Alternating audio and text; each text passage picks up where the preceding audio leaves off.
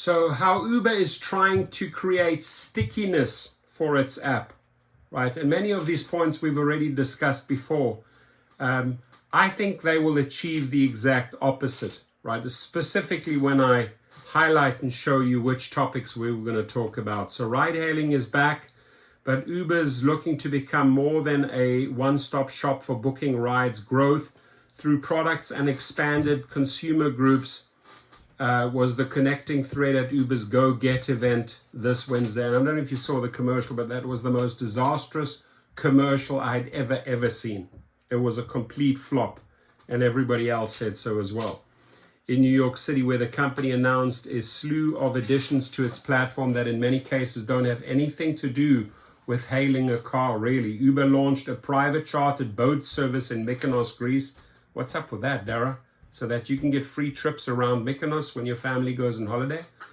Uber also rolled out group ordering for Uber Eats and opened its app to teens, a bet on hooking a whole new generation of users. The motivators behind those moves aren't necessarily the same, but they do both point to the perennial pressure on Uber to find ways to acquire new and retain old users. We want to be able to be a platform for all mobility needs. Camille Irving, the head of rides at Uber, told TechCrunch. She made the point that features geared towards families, whether foreign boat tours or group ordering, are a logical step for a company focused on organic growth. Families, after all, control quite a lot of spending across the world, so it's sensible to cater to their needs. Our aspiration is for people to be able to go anywhere and get anything. That appears to be a winning strategy. In the first quarter, Uber beat analysts' expectations as both gross bookings and revenue rose. However, as TechCrunch reporter Rebecca Bellin noticed recently, it's not clear from Uber's balance sheet how much the company invests in the myriad products that come out of this Go-Get launches, nor how successful they are at driving revenue. The updates and new app features probably cost the company a lot less than the many moonshots it's since abandoned on a boat. So why boats? I asked Jen Yu, the head of product for rides at Uber. Uber is not new to the boat ride-hailing business. It operates a fleet of ferries in London on the Thames in partnership with a third party.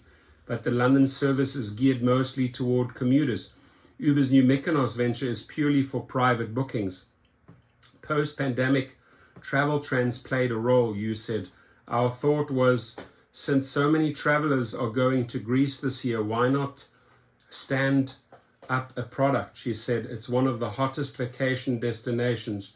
She's not wrong. Greece expects more than 1 million travelers this year, due in large part to more direct flights from the United States. It's a low-risk pilot for Uber since it's partnering with local boat operators rather than spearheading its own operation.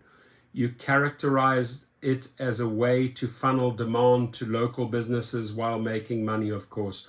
We want to make sure that we are innovating in the mobility space, you said, and being able to switch rides is something that we're uniquely able to do.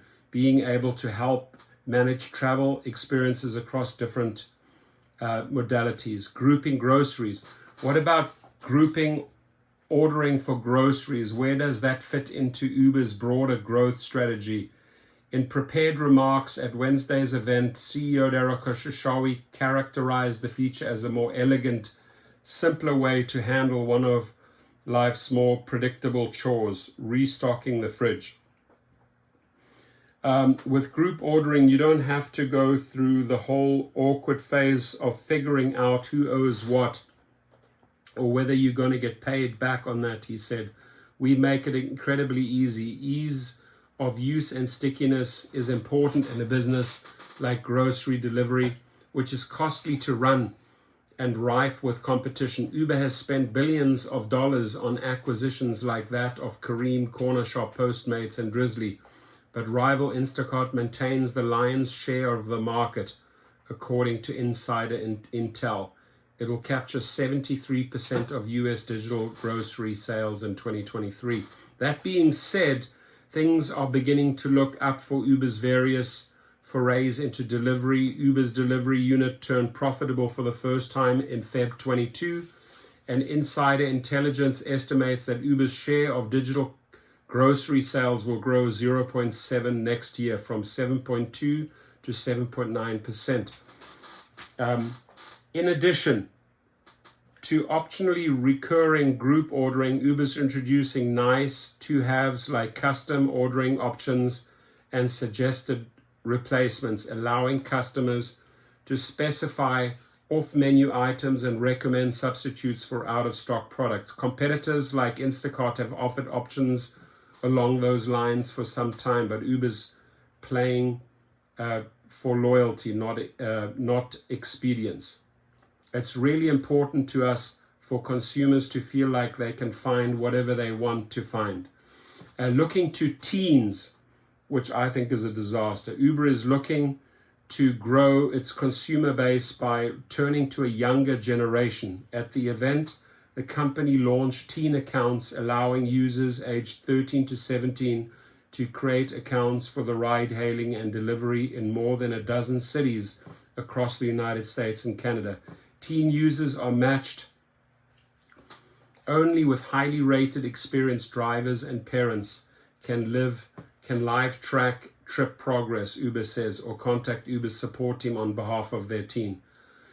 Back in 2017, Uber tried some early pilots for creating teen accounts, but they weren't a priority, perhaps because the company was under less pressure to find new avenues for growth. Will teens provide to be a profitable new pool of customers? Time will tell, according to one source. Though transportation captures 4.6% of all teen spending, making it a meaningful but not outsized line item. So that last one, Uber Teen, I just think it's a damn disaster. It's an accident waiting to happen. But Uber, Dara will chase every dollar. He has no problems allowing 13-year-olds on the platform. The problem is he does not know how it plays out in the real world, what drivers have to go through. Your comments, please. Thank you.